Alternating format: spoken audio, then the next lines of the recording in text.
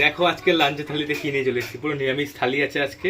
এখানে হচ্ছে গোবিন্দভোগ চাল আর সোনা মুগ ডালের খিচুড়ি আছে, একদম পুরো মন্দিরে যেমন হয় তেমন গন্ধ বেরোচ্ছে। ভোগের খিচুড়ি। ভোগের খিচুড়ি পুরো। আর সাথে আছে কাশ্মীরি আলুর দম, পুরো আর আছে নিরামিষ। পাঁপড়, পুরো নিরামিষ। তো পাঁপড় বাদ দিয়ে বাদ বাকি দোকানের রেসিপি তোমরা আমাদের চ্যানেলে বড় ভিডিওতে পেয়ে যাবে, দেখে অবশ্যই ট্রাই করে নিও। তো আমি একটু খেয়ে নিই, একদম গরম গরম আর বাদাম দেওয়া আলুর দমে। ও এটা কার না ভালো লাগে, কোনো বাঙালি এমন আছে যার প্রিয় না?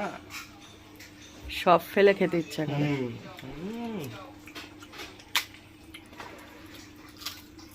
সাথে পাপড় ভাজা, আর কি লাগে? ব্যাপক হয়েছে। সেম প্রসেসে একবার ট্রাই করো, আর এরকম ভাবে খিচুড়ি একদম বানিয়ে খেয়ে নাও।